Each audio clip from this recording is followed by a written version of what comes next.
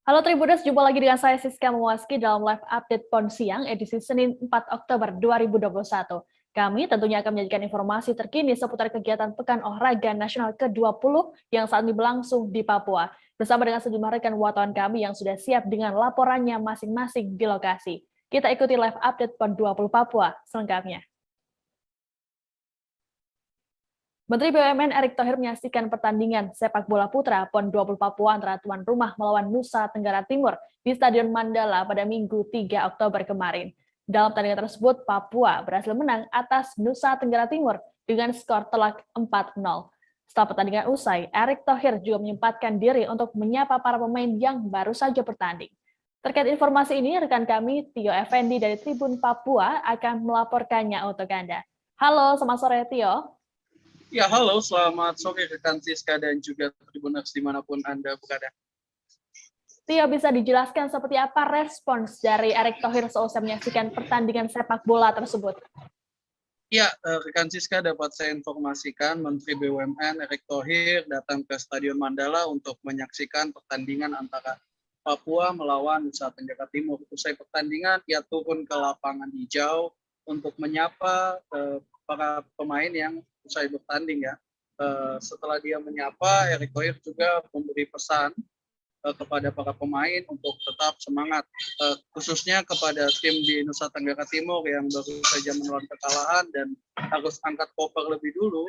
Ia memberikan semangat dan juga berpesan untuk tetap kerja keras demi kemajuan sepak bola Nusa Tenggara Timur.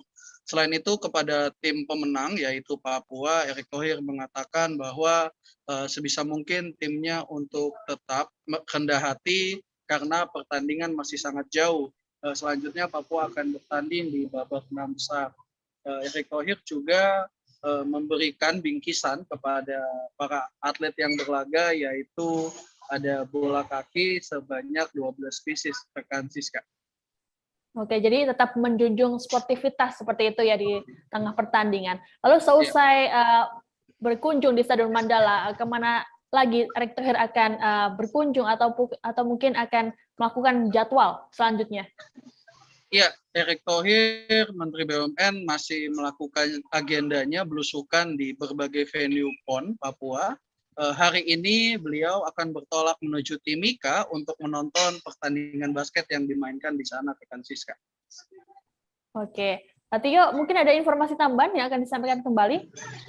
Ya, Erick Thohir berpesan kepada masyarakat Papua. Ia bercerita bahwa sebelumnya banyak pihak dari Jakarta yang meragukan bahwa Papua dapat menyelenggarakan Pekan Olahraga Nasional. Namun pada saat ia datang di pembukaan kemarin dan juga pada saat pertandingan Papua melawan Nusa Tenggara Timur, ia dengan yakin bahwa Papua akan sukses dalam penyelenggaraan Pekan Akbar kali ini. Selain itu, ia juga berharap agar Provinsi Papua ke depannya dapat menjadi pusat olahraga di Indonesia. Kan Siska? Oke, jadi semoga tadi harapan dari Erick Thohir juga terwujud ya. Oke, terkait dengan hal ini kami akan menampilkan pernyataan lengkap dari Menteri BUMN Erick Thohir. Berikut tayangannya untuk Anda. Memang awal-awalnya banyak yang meragukan Papua, tapi terbukti Papua bisa, Torang bisa. Dan pembukaannya luar biasa. Ya, Asian Games aja hampir kalah kemarin. Jadi saya apresiasi dan mudah-mudahan Papua juga bisa menjadi pusatnya olahraga Indonesia. Seperti yang disampaikan Bapak Presiden, provinsi yang olahraga. Karena itu besok saya juga ke Timika untuk menyaksikan pertandingan basket Papua. Nanti kita harapkan ada sesuatu kejutan di Timika lah. Saya nggak boleh bilang terlalu awal ya. Tapi tim bolanya tetap mesti fokus karena perjalanan masih panjang. Tadi saya bilang sama pelatih tetap anak-anak walaupun sudah menang 3 kali ya jangan sampai lupa kepala lupa hati. Ya, nanti bola itu tidak tahu, bola itu drama. Jadi harus tetap fokus, harus berikan terbaik. Ya saya rasakan BUMN sudah menjadi bagian dari rencana besar olahraga nasional. Seperti yang dipaparkan Pak Menpora kepada Bapak Presiden, kita menjadi Bapak Asuh 17 cabang olahraga. bola dengan BRI. Kenapa kemarin BRI sponsor daripada Liga 1 ya. Lalu juga ada bola basket untuk Mandiri, bulu tangkis, BNI. Kita lakukan itu semua. Tetapi memang kita harus fokus karena olahraga 17 ini menuju Olimpiade dan ada 3 olahraga rakyat. Jadi kita coba fokuskan, ya tidak mungkin BUMN mengurus semua olahraga. Tapi dengan peta biru yang sudah diberikan kepada Bapak Presiden, kita fokus di 17 cabang itu. Tribunas pembukaan PON 20 Papua telah sukses digelar di Stadion Lukas NMB pada Sabtu 2 Oktober kemarin. Di balik kemagaran acara tersebut rupanya ada dampak yang ditimbulkan, yakni penumpukan massa di luar Stadion Lukas NMB. Kerumunan warga ini juga mengakibatkan kemacetan panjang. Sayangnya, para warga banyak yang abai dengan protokol kesehatan padahal masih di tengah pandemi. Informasi terkait dengan hal ini akan disampaikan oleh rekan kami, Hendrik Lewapatara dari Tribun Papua. Halo, selamat sore Hendrik. Halo, selamat sore rekan Siska dan juga Tribuners di mana saja kalian berada.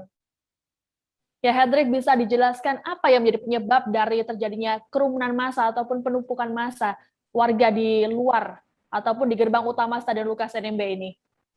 Ya, baik, terima kasih rekan Siska. Dapat saya jelaskan bahwa dari pantauan tribunpapua.com pada saat pembukaan, di mana kerumunan warga antara lain mereka ingin untuk masuk ke kawasan Stadion Lukas NMB untuk menyaksikan secara langsung pembukaan PON tersebut. Namun, karena tidak diizinkan oleh aparat maupun panitia pelaksana, oleh sebab itu terjadilah penumpukan di depan pagar utama. Walaupun sudah diingatkan oleh petugas yang berjaga-jaga, namun untuk diberitahukan kepada petugas yang berjaga-jaga untuk tidak berkerumun, namun mereka bersikeras untuk masuk ke dalam kawasan stadion. Alhasil terjadi penumpukan atau terjadi kerumunan di wilayah depan pagar Stadion Lukas NMB itu tersendiri. Begitu Siska. Oke, Hendrik, apakah ada informasi terkait apa penyebab massa ataupun warga tidak diperbolehkan untuk masuk ke dalam Stadion Lukas NMB saat pembukaan PON kemarin? Ya, kalau mau dibilang tidak hanya kerumunan ya, karena di dalam kawasan stadion itu juga terjadi kemacetan yang terjadi di depan Stadion Lukas NMB itu.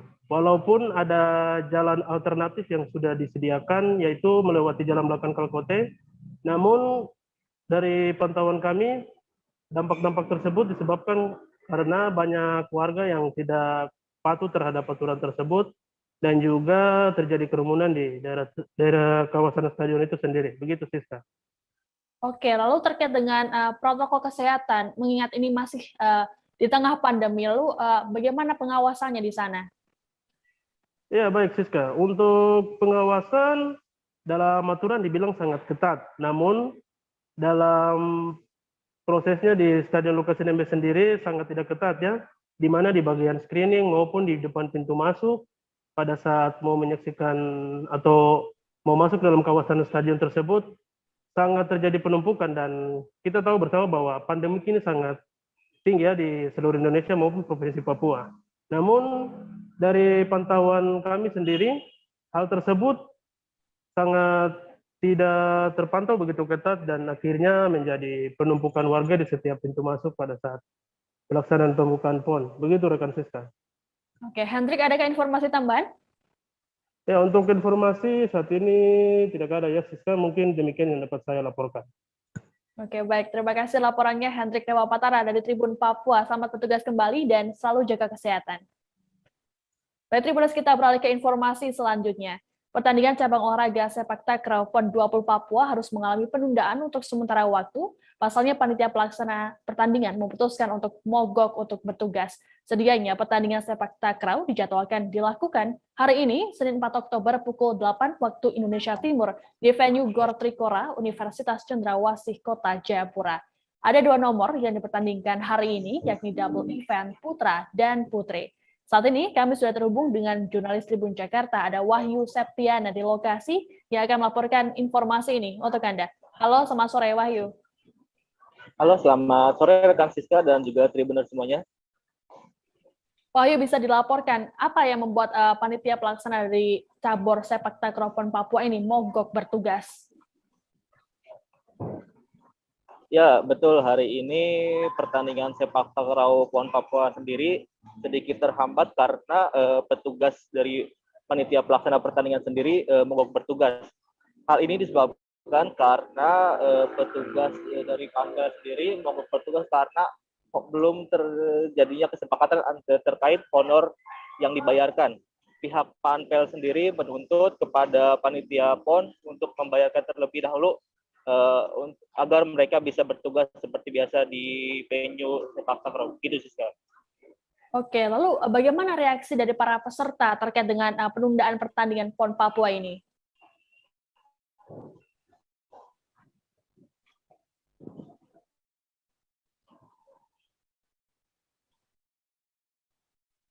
Wahyu?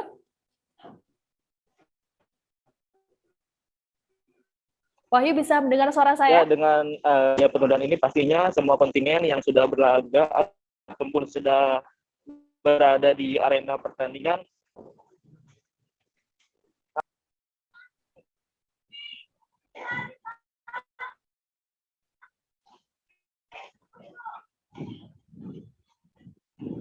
Ya, silakan Halo. dilanjutkan. Ya, halo, silakan dilanjutkan. Ya, untuk para atlet sendiri memang mengalami kecewa yang cukup berat karena pertandingan harus ditunda. Salah satu yang berhasil saya wawancara adalah pelatih dari sepak takraw Aceh.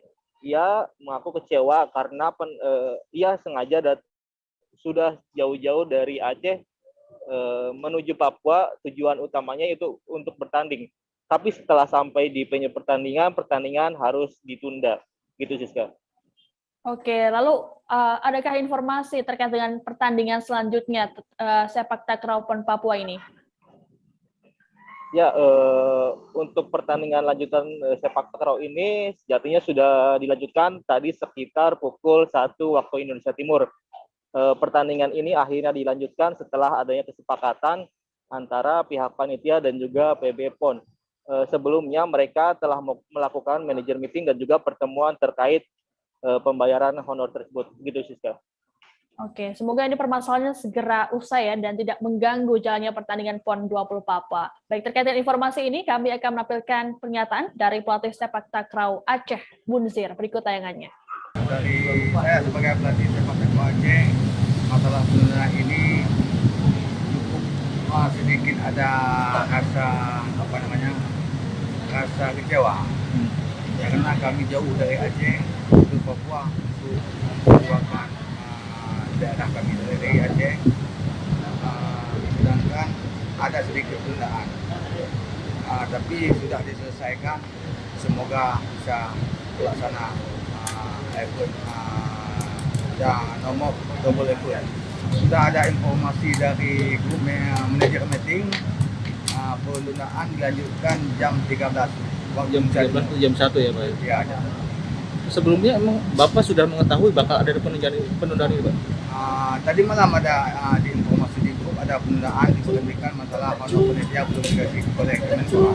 Oh, panitia masih mau memutuskan mogok untuk sementara, Pak ya? Ya, target aja di PON Papua cabang sepak takraw semoga bisa meraih medali. Kalau melihat persaingan sendiri, Pak, gimana, Pak? Persaingan ketat di sepak takraw. Lawan yang paling berat menurut Bapak siapa, Pak? Jatuh Nyono DKI Gorontalo FC. Oh, semua. Tapi kalau melihat kualitas pemain-pemain Bapak gimana, Pak? Bisa diimbangi. Bisa dibilang. Tim baseball DKI Jakarta berhasil memenangkan partai final melawan Lampung pada Minggu 3 Oktober sore di lapangan Agus Kaviar Universitas Cendrawasih Jayapura. Kemenangan ini pun disambut haru oleh kontingen DKI Jakarta tersebut. Dalam pertandingan itu, tim DKI mengalahkan Lampung dengan skor 5-2. Dengan hasil ini, maka DKI Jakarta menyabet medali emas, sedangkan Lampung meraih perak. Rekan kami, Calvin Erari dari Tribun Papua akan melaporkan jalannya pertandingan ini kepada Anda. Halo, selamat sore Calvin. Halo, selamat sore Siska dan juga Tribuners dimanapun Anda berada. Calvin, bisa langsung dilaporkan seperti apa jalannya pertandingan saat Jakarta bertemu Lampung di partai final baseball ini? Baik Siska, proses berjalannya pertandingan antara Jakarta melawan Lampung di partai final ini cukup seru, di mana dua tim ini saling menyerang dan saling menunjukkan strategi mereka dalam entah strategi bertahan maupun strategi menyerang, dan pertandingan yang cukup menegangkan. Dan kemudian juga selain itu untuk kedua supporter juga dari antara supporter DKI maupun supporter dari Lampung sendiri juga datang untuk hadir untuk memberi semangat kepada kedua tim tersebut. Demikian, Siska. Ya, Kelvin, bisa dijelaskan seperti apa suasana setelah tim DKI Jakarta berhasil meraih kemenangan di final baseball melawan Lampung ini? Baik, Siska. Suasananya pada saat itu cukup meriah, di mana tim DKI Jakarta cukup terharu, di mana seluruh pemain atau atlet yang bertanding, mereka mengeluarkan air mata karena mampu dan berhasil memenangkan pertandingan di pertandingan baseball tersebut. Dan mereka juga pun tidak menyangka bahwa mereka menganggap sebelumnya bahwa Lampung ini adalah tim yang cukup kuat, namun mereka bisa berhasil mengalahkan tim Lampung dan juga bisa berhasil menjadi juara dan bisa berhasil mendapatkan medali emas. Demikian, Siska. Oke, lalu bagaimana respon dari pelatih dari DKI Jakarta setelah timnya menjadi juara dan meraih medali emas di pertandingan ini? Baik, Siska. Untuk responnya sendiri, sempat saya juga berbincang-bincang dengan pelatih DKI Jakarta. Dia menyampaikan bahwa cukup gembira dengan penampilan anak didiknya yang sudah memberikan proses pertandingan itu sudah memberikan yang terbaik kepada tim Jakarta, dan dia cukup bahagia dengan apa yang mereka bisa raih dalam event Pekan Olahraga tersebut. Demikian, Siska. Baik, Tribuners, jurnalis kami juga sempat melakukan perbincangan dengan pelatih kepala baseball DKI Jakarta, Gilberto R. Sajok. Berikut tayangannya untuk Anda. Untuk tim baseball Indonesia dan juga untuk Ketua Umum Pemprov Bekasi di periode terakhir. Jadi ini semuanya untuk insan baseball juga semuanya sama-sama kita rayakan, bukan hanya kemenangan buat DKI tapi untuk baseball Indonesia terus maju. Untuk masyarakat Jakarta, untuk orang tua, untuk keluarga yang kami tinggalkan di Jakarta, terima kasih banyak dukungannya yang nggak pernah putus-putus. Terima kasih doanya juga yang nggak pernah putus-putus. Kami bisa ada di sini karena semangat dan doa daripada semuanya itu. Tribuners, cabang olahraga tinju termasuk pertandingan yang dinantikan dalam PON 20 Papua. Pertandingan perdana cabur tinju rencananya akan digelar pada Selasa esok hari 5 Oktober di Gor Cendrawasih Apo, Kota Jayapura. Sejumlah atlet mulai dari kelas ringan hingga kelas berat akan bersaing untuk memperebutkan medali. Ketua Persatuan Tinju Amatir Indonesia atau Pertina, Mejen TNI Purnawirawan Komarudin Simanjuntak mengatakan bahwa cabur tinju menjadi hiburan tersendiri bagi masyarakat Papua dan juga Indonesia. Hal ini disampaikannya saat menghadiri technical meeting dan drawing pertandingan di Wisma Atlet Mandala Jayapura pada Senin 4 Oktober. Informasi lengkapnya saat ini kami sudah terhubung dengan jurnalis Tribun Timur, ada Alfian di sana. Halo, selamat sore Alfian. Ya, selamat sore rekan Siska dan para Tribuners yang menyaksikan tayangan ini. Ya Alfian, bisa dilaporkan total ada berapa atlet tinju yang akan bertanding pada esok hari dan juga jadwalnya kapan? Ya, Tribuners, untuk keseluruhan atlet tinju yang akan bertanding pada PON ke-20 Papua. Kali ini itu sebanyak 143 atlet, dan untuk pertandingan pertama atau perdana akan dilaksanakan esok hari, Selasa 5 Oktober 2021. Oke, lalu Alfian bisa dijelaskan total ada berapa nomor yang dipertandingkan di cabur tinju ini? Ya, berdasarkan keterangan dari Ketua PP Pertina tadi, Majen Purnawirawan Komarudin, bahwa untuk total nomor yang dipertandingkan itu ada 18 nomor yang mana setiap harinya akan digelar 16 partai dalam 8 hari ke depannya mulai esok. Rekan Siska. Oke, Alfian tadi kan sempat Ketua Pertina sempat datang di technical meeting dan juga mengikuti jalannya acara. Lalu seperti apa pesan ataupun hal yang disampaikan dari Pertina terkait dengan pelaksanaan PON 20 Papua dan juga seperti apa harapannya? Ya, untuk harapan dari Ketua Pertina sendiri, Ketua PP Pertina, Mejan Komarudin menyampaikan bahwa pelaksanaan PON di Papua ini cukup baik, bahkan memberikan apresiasi kepada panitia penyelenggara, utamanya PB PON dan juga panitia lokal, bahwa menurutnya semua sesuai dengan rencana dan tentu ini juga menjadi jawaban atas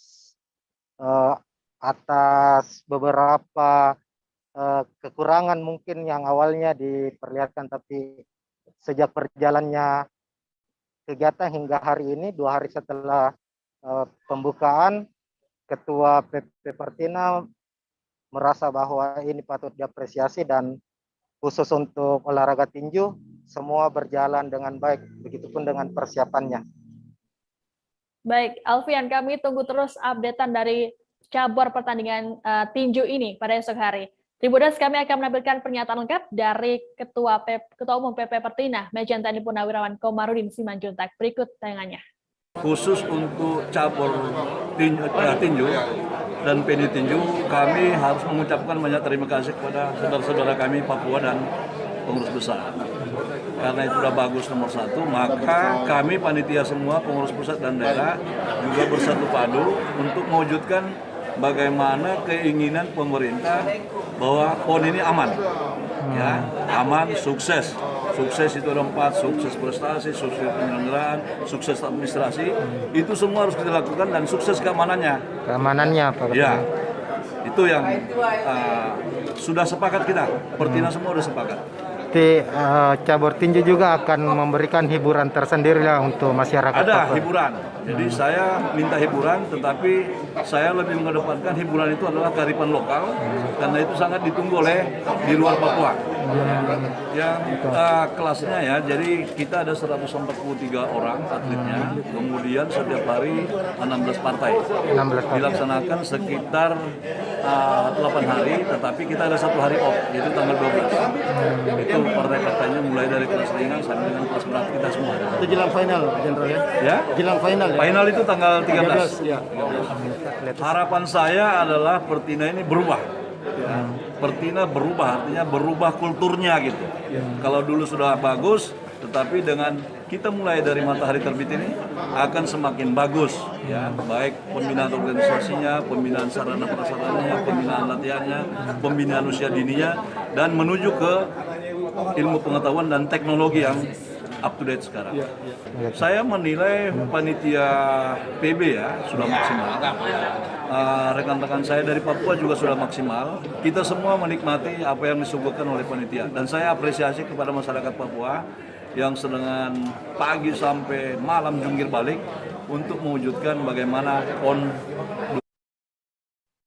Tribuners, kita jeda sejenak, sesaat lagi kami akan kembali dengan informasi terkait kegiatan PON Papua lainnya, tetapi live update PON 20 Papua.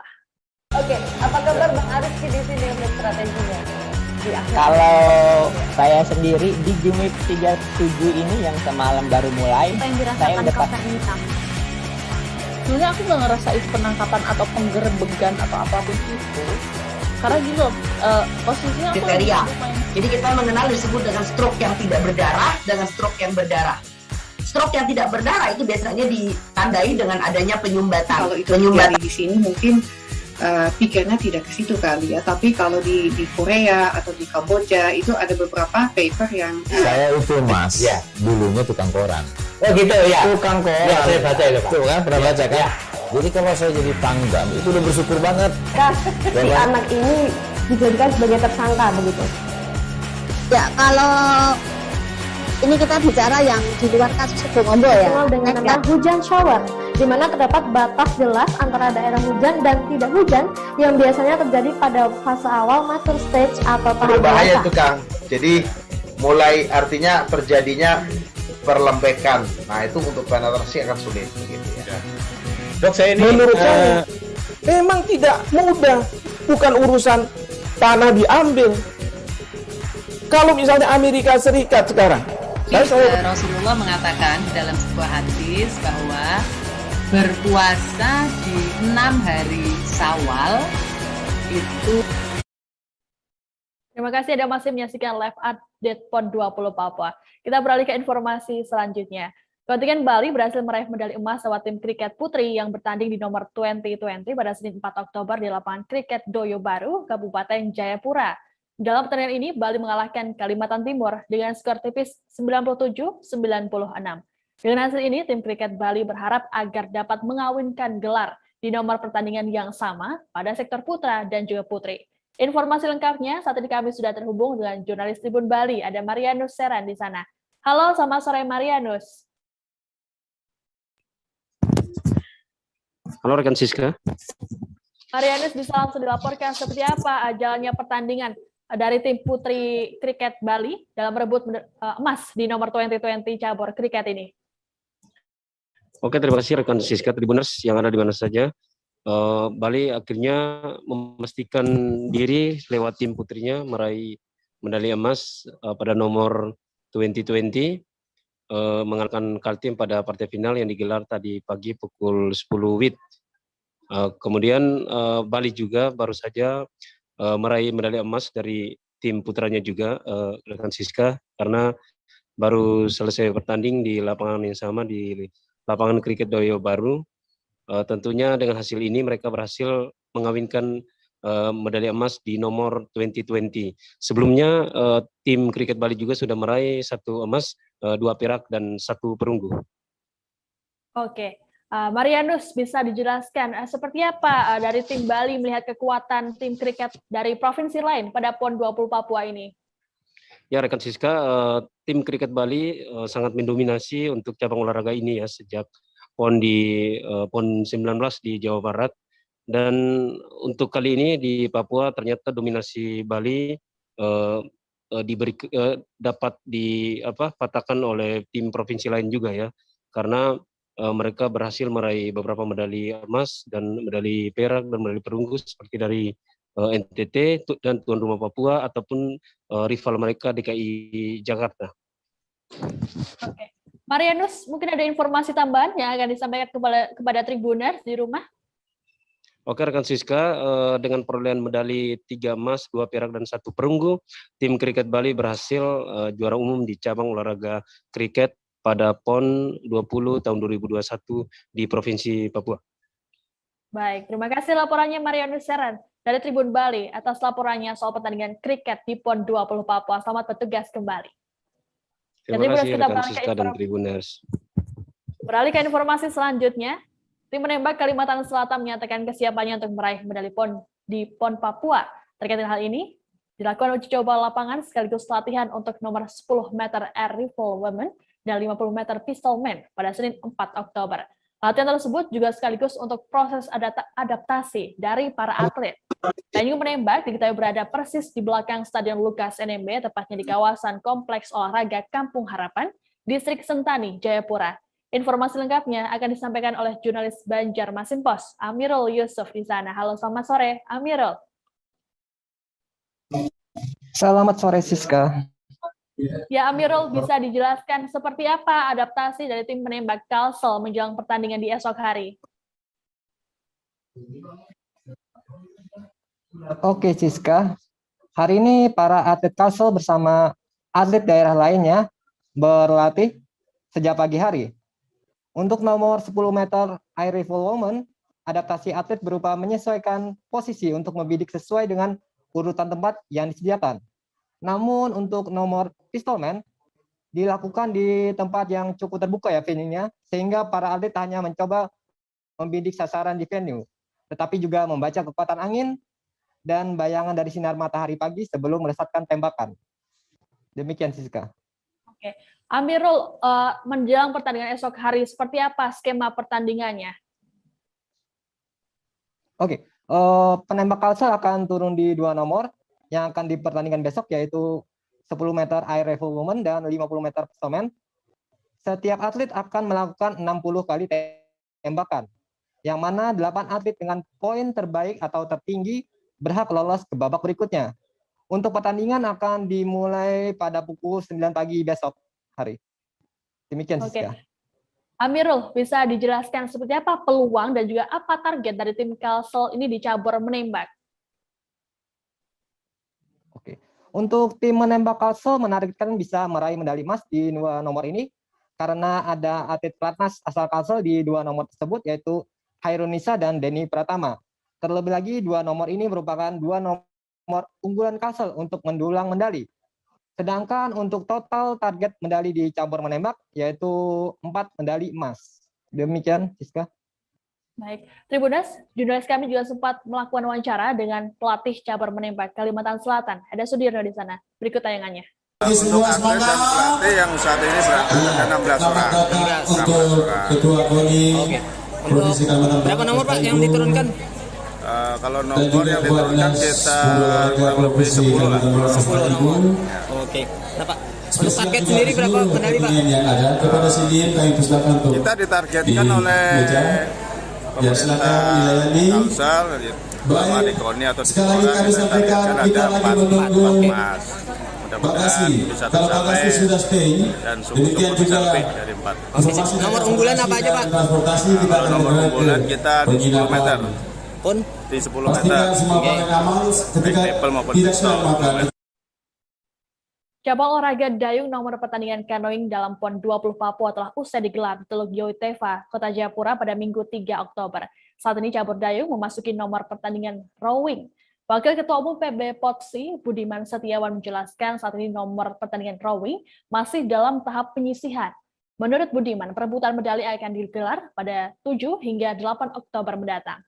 Informasi lengkapnya akan disampaikan oleh rekan kami Abdul Majid dari tribunnews.com. Halo, selamat sore, Abdul. Halo rekan Siska dan Tribunnews dimanapun Anda berada.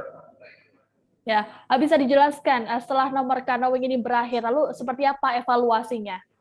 Ya, bisa diinformasikan Siska bahwa sekarang untuk cabang olahraga dayung Yoiteva Jayapura telah memasuki nomor rowing. Sebelumnya memang ada nomor penyelenggaraan sudah diperlombakan nomor canoeing dan di kedua ini masukin nomor rowing. Untuk hasil evaluasi Pak Budiman sebelumnya mengatakan bahwa di nomor canoeing sebelumnya memang tidak ada kendala yang sangat berarti untuk venue sendiri, cuaca seperti angin dan ombak itu sangat bagus dan ini akan menjadi salah satu venue yang digadang-gadang mempunyai standar internasional. Oke, Majid, dalam nomor pertandingan rowing ini total ada berapa nomor yang dipertandingkan? Ya, di nomor rowing ini bisa dibilang menjadi nomor yang sangat ditunggu ya oleh para atlet karena ada 15 nomor dan 13 nomor diantaranya itu merupakan nomor yang dipertandingkan di Olimpiade. Seperti diketahui Siska bahwa cabang olahraga dayung ini merupakan salah satu cabur yang masuk di dalam program desain besar olahraga nasional, di mana program DBON yang telah mendapatkan kepres dari Presiden itu bertujuan untuk memberikan prestasi olahraga Indonesia di kancah internasional khususnya Olimpiade. Nah, dan di cabang rowing ini banyak atlet-atlet yang akan turun dan menunjukkan kemampuan mereka untuk bisa mendapatkan prestasi tertinggi dan bisa masuk ke pelatnas. Oke, lalu berapa total medali emas yang diperebutkan di cabur dayung ini, Majid? Ya Siska, untuk di cabur dayung ini total keseluruhan medali emas yang diperebutkan itu sebanyak 40, yang terbagi menjadi sebelumnya di canoeing itu sekitar ada 9, kemudian di rowing ini ada 15 dan sisanya nanti akan ada di dragon di tanggal 9 sampai tanggal 13 Oktober. Oke, baik. Tribuners, kami akan menampilkan pernyataan lengkap dari Wakil Ketua Umum PB POTSI, Budiman Setiawan. Berikut tayangannya untuk Anda. Canoeing itu saya lihat hasilnya cukup lumayan merata, tapi sebagian besar yang juara-juaranya, apalagi yang medali emasnya itu nggak ada yang atlet pelatnas. Mungkin kalau belum atlet pelatnas, ya pasangannya atlet pelatnas gitu. Misalnya kayak dua, yang satu pasti dari pelatnas. Bersaing dengan temannya yang kedua dari pelatnas juga gitu. Mungkin ada 1-2 juga yang di luar pelatnas, tapi nanti yang mengamati itu di Presiden dia belum bicara banyak, tapi menurut dia ada yang bisa membantu untuk pelatnas. Untuk kelas-kelasnya kalau Roy ada di dalamnya. Roy ada nomornya. Saya nggak pernah tanya tapi ada. Nanti kita kirim nomor yang dipertandingkan. Soalnya kan ada yang single, ada yang double. Iya, ada yang single, double, quadruple, terus ada yang pair, ada yang four, ada yang eight. Ada yang lightweight, double, lightweight single. Jadi semua ada 15. Oh, ada banyak ya, Pak? Ada 15. Distan hanya satu distan, 2000 meter. Jadi nggak ada yang sport distan, hanya 2000. Oh, 2000 aja. Ya. Bapak dari partai final sampai hari ini sudah berapa yang pakai? Sudah 16. Sampai hari ini sudah 16 emas. Keseluruhan medali dayung itu ada 40. Jadi kurang 24 ya. 15 akan sukses tanggal 8. Kemudian 9 medali lagi nanti terakhir sampai tanggal 13. Tanggal 13 untuk final Dragon Boat 200 meter. Evaluasi secara teknis tidak ada kendala. Pertandingan lancar, tidak ada protes-protes. Kalaupun ada yang post finish, ada foto finish. Secara teknis lancar sampai hari ini, yang mudah-mudahan kedepannya lancar semua. Yang ada kendala ya non teknis, non teknis misalnya antara makan terlambat, kepada atlet juga sama transfer terlambat. Venue voli Pantai PON 20 Papua di Koyakoso, Kota Jayapura dikunjungi oleh Ketua KONI Pusat Marciano Norman pada Senin 4 Oktober. Dalam kesempatan ini, Marciano juga menyempatkan diri untuk menyaksikan dua pertandingan, yakni voli pantai putri antara Papua 2 versus Nusa Tenggara Barat 2, dan voli pantai putra, yakni Papua 1 versus Jawa Tengah. Terkait jalannya pertandingan tadi dan juga informasi lengkap soal kunjungan Ketua KONI Pusat akan dilaporkan oleh jurnalis Warta Kota, ada Rafsan Zani di sana. Halo, selamat sore Rafsa. Selamat sore rekan Siska. Ya, Rafsa, bisa dilaporkan apa yang disampaikan oleh Marciano Norman saat mengunjungi venue voli pantai tadi? Ya, terima kasih rekan Siska. Memang tepatnya pada hari ini 4 Oktober ya, Ketua KONI Pusat Bapak Marciano Norman datang mengunjungi dan meninjau lokasi venue voli pasir ataupun voli kita kenal dengan sebutan voli pantai. Dan di sana tadi saya sempat berbincang-bincang sebentar dengan beliau, di mana beliau berharap bahwa lewat voli pasir yang ada di Koyakoso ini dapat dipergunakan untuk event-event voli pantai ke depannya, baik itu event nasional maupun event internasional. Kemudian beliau juga berharap bahwa dengan adanya venue sebaik yang ada di Koyakoso, di mana fasilitasnya bisa digunakan, fasilitas yang lengkap dan juga bisa digunakan pada malam hari, menjadi satu batu loncatan bagi voli pantai Papua tentunya dalam mempersiapkan atlet. Kemudian Bapak Marciano juga menjelaskan bahwa Indonesia berpeluang untuk memunculkan atlet-atlet voli pantai, mengingat Indonesia itu memiliki banyak pantai dan olahraga ini sangat ideal untuk Indonesia, di mana perkembangannya juga semakin membaik hingga saat ini. Sehingga suatu saat nanti voli pantai bisa menjadi cabang olahraga unggulan Indonesia. Seperti itu, rekan Siska. Oke, Rafsa, terkait dengan babak penyisian yang sudah dilakukan, lalu seperti apa update-nya? Ya, terima kasih rekan Siska. Memang hari ini masih berjalan ya, setelah dimulai sejak Jumat 1 Oktober lalu, kemudian libur di tanggal 2, lanjut lagi kemarin hari Minggu tanggal 3 Oktober, dan hari ini juga babak penyisian yang kedua juga terus berlanjut di voli pantai putri maupun putra.